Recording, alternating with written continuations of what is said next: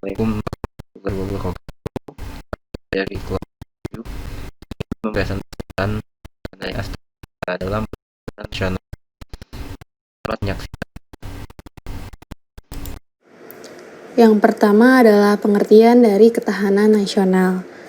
Ketahanan nasional atau biasa disebut dengan TANAS adalah kondisi dinamis bangsa Indonesia yang berisi keuletan dan ketangguhan yang mengandung kemampuan mengembangkan kekuatan nasional dalam menghadapi segala tantangan, ancaman, hambatan, dan gangguan baik dari dalam maupun dari luar. Untuk menjamin identitas, integritas, kelangsungan hidup bangsa dan negara, serta untuk mencapai perjuangan nasionalnya. Ketahanan nasional juga merupakan kondisi yang harus diwujudkan oleh seluruh elemen masyarakat. Kondisi tersebut harus terus diusahakan sejak dini, dibina dan bisa dimulai dari pribadi, keluarga, lingkungan, daerah, dan nasional. Selanjutnya ada konsep ketahanan nasional. Konsepsi ketahanan nasional merupakan pedoman atau sarana untuk meningkatkan keuletan dan ketangguhan bangsa. Dalam kehidupan berbangsa dan bernegara di dunia, khususnya di Indonesia, bahwa konsep pertahanan negara saat masa damai maupun masa perang didasarkan pada refleksi spektrum bela negara yang harus dipahami oleh semua warga negara. Konsepsi pertahanan menurut Undang-Undang Pertahanan merupakan pedoman untuk meningkatkan keuletan dan ketangguhan bangsa yang mengandung kemampuan mengembangkan kekuatan nasional dengan pendekatan kesejahteraan dan keamanan. Konsep ketahanan nasional Indonesia pertama kali dilontarkan oleh Bung Karno pada tanggal 10 Juni 1948 di Kota Raja. Namun, faktanya gagasan ini kurang dikembangkan oleh para pejabat bawahan karena seperti yang kita ketahui wilayah NKRI diduduki oleh Belanda pada akhir Desember 1948, sehingga kurang berpengaruh. Selanjutnya ada tujuan pengembangan konsep ketahanan nasional. Yang pertama ada menegakkan hukum dan ketertiban. Yang kedua ada terwujudnya kesejahteraan dan kemakmuran. Yang ketiga ada terselenggaranya pertahanan dan keamanan. Yang keempat ada terwujudnya keadilan hukum dan keadilan sosial. Selanjutnya adalah landasan fundamental ketahanan nasional. Yang pertama ada Pancasila. Pancasila ini memiliki nilai-nilai moral dan etika di dalam Pancasilanya itu sendiri, yang mana nilai-nilai tersebut diwujudkan dalam bentuk pola pikir, pola sikap, dan pola tindak setiap warga negara Indonesia untuk mengabdikan dirinya dalam penyelenggaraan pertahanan nasional sesuai dengan kedudukan dan fungsinya masing-masing. Yang kedua, ada Undang-Undang Dasar 1945 yang merupakan landasan konstitusional yang mana memberikan landasan serta arahan dalam pengembangan sistem serta penyelenggaraan pertahanan negara. Dan yang ketiga, ada wawasan Nusantara sebagai landasan visional, yang mana wawasan Nusantara merupakan cara pandang bangsa Indonesia tentang diri dan lingkungan sebagai satu kesatuan yang utuh. Adapun asas-asas dalam ketahanan nasional, ada 4 asas dalam ketahanan nasional itu sendiri. Yang pertama, ada asas kesejahteraan dan keamanan. Kedua, asas komprehensivitas integral atau menyeluruh dan terpadu. Ketiga, asas kekeluargaan. Dan yang terakhir, asas mawas ke dalam dan keluar. Trigatra, yaitu aspek yang berkaitan dengan alam dan bersifat statis, serta di dalamnya meliputi beberapa aspek, yaitu aspek geografi, aspek kependudukan, dan aspek kekayaan alam. Aspek geografi, Indonesia terletak pada benua Asia yang dilalui oleh garis khatulistiwa dan di tengahnya terbentang garis ekuator. Indonesia terletak di antara benua Asia dan benua Australia serta dikelilingi oleh Samudra Pasifik dan Samudra Hindia. Hal tersebut menyebabkan Indonesia mudah terpengaruh oleh hal-hal dari luar, baik pengaruh ideologi, politik, sosial, budaya, ekonomi, maupun pertahanan keamanan. Indonesia juga memiliki posisi strategis baik dalam kepentingan mondial maupun hubungan bertetangga, berbangsa, dan bernegara.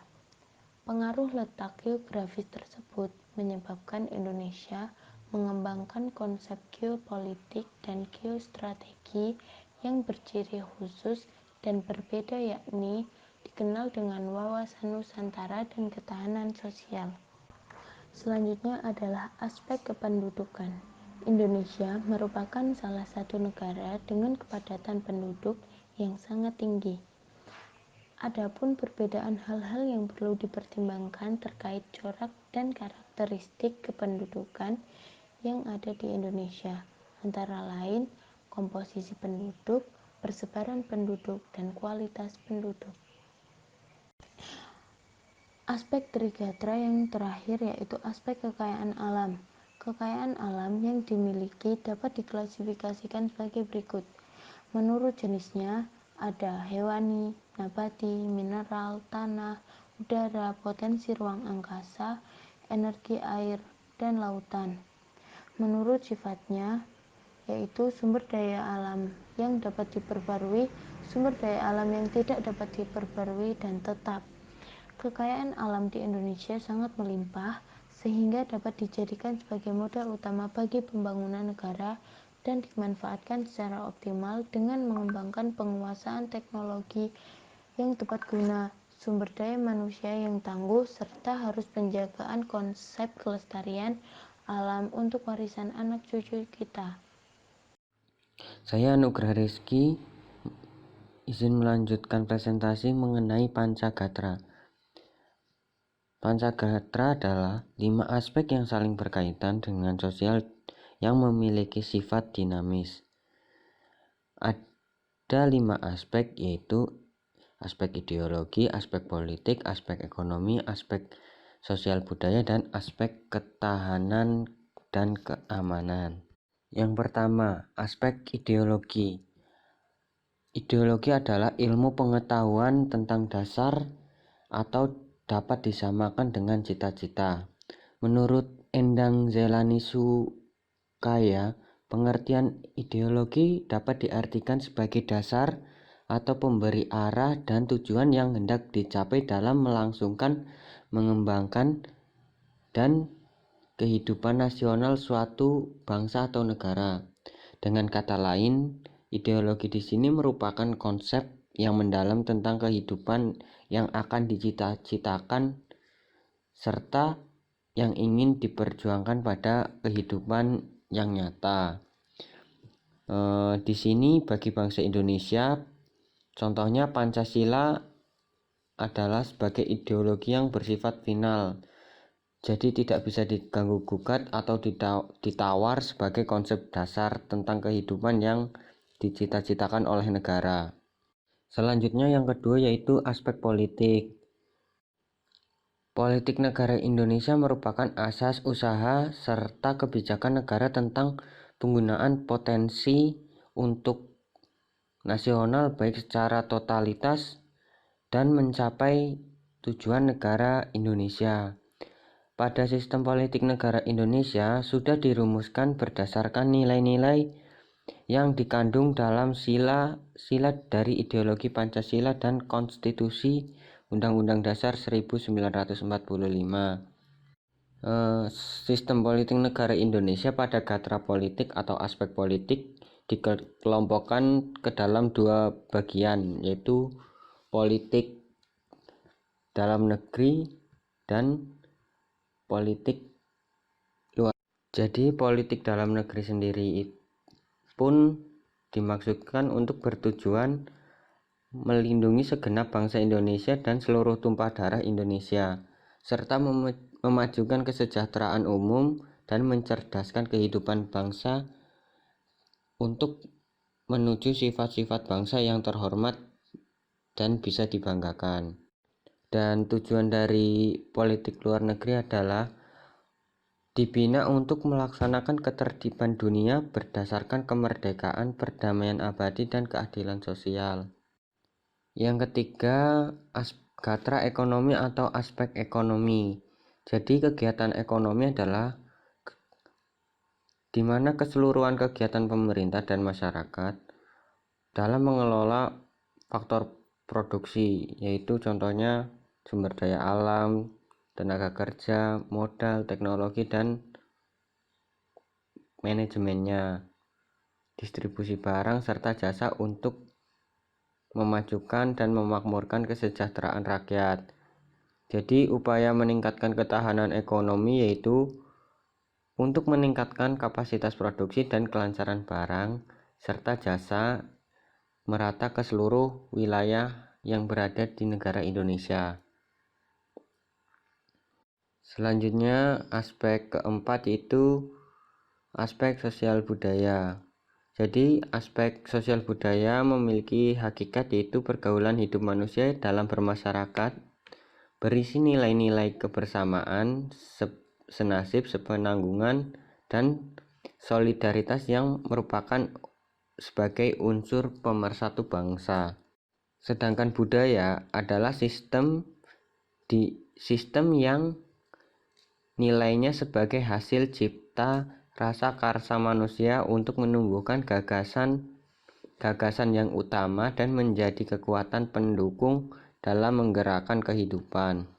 Jadi wujud ketahanan sosial budaya di Indonesia tercermin dalam kepribadian nasional berdasarkan Pancasila, beriman dan bertakwa kepada Tuhan Yang Maha Esa, rukun antar suku, bersatu, dan mampu memfilter atau menangkal budaya asing yang tidak sesuai budaya yang berada di Indonesia.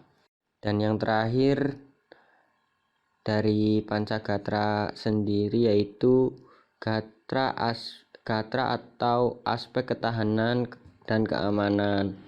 Pertahanan keamanan merupakan bidang kehidupan nasional Indonesia yang diupayakan untuk melindungi kehidupan bangsa, kepentingan bangsa dan negara demi tetap terwujudnya kondisi kelangsungan hidup dan perkembangan kehidupan bangsa dan bernegara, serta terpenuhinya hak dan kewajiban warga negara dalam rangka pencapaian tujuan nasional Indonesia. Di pertahanan keamanan pada negara Indonesia memiliki tujuan yaitu untuk menjamin tetap tegaknya NKRI berlandaskan Pancasila dan Undang-Undang Dasar 1945 terhadap segala mara bahaya dan ancaman dari dalam maupun luar negeri demi tercapainya tujuan nasional. Assalamualaikum warahmatullahi wabarakatuh. Saya akan melanjutkan presentasi dari sebelumnya. Jadi seperti yang telah dijelaskan sebelumnya, di Trigatra itu terdiri dari kelompok gatra alamiah yang terdiri dari geografi, kekayaan alam, dan demografi. Selanjutnya itu ada Pancagatra yang terdiri dari kelompok gatra sosial yang terdiri dari ideologi, politik, ekonomi, sosial budaya, dan hankam. Nah, kedelapan aspek tersebut memiliki hubungan masing-masing untuk menyeluruh membentuk tata laku sistem kehidupan nasional. Pembidangan kehidupan nasional sebanyak 8 adalah kesepakatan bangsa Indonesia. Para ahli dari negara lain membaginya tidak hanya 8 bidang kehidupan, tetapi bisa kurang atau lebih. Nah, hal ini tergantung pada latar belakang dan visi misi masing-masing tentang kehidupan nasional tersebut. Jadi tiap negara itu memiliki aspek yang berbeda-beda, tidak semuanya sama. Implementasi ketahanan nasional dalam menghadapi ancaman, tantangan, hambatan, dan gangguan. Implementasi ketahanan nasional diartikan melaksanakan atau menggunakan kemampuan berupa pengetahuan, keterampilan yang dilandasi sikap ulet dan tangguh untuk mengembangkan daya saing bangsa sehingga menjadi bangsa yang kompetitif dan dihormati dunia.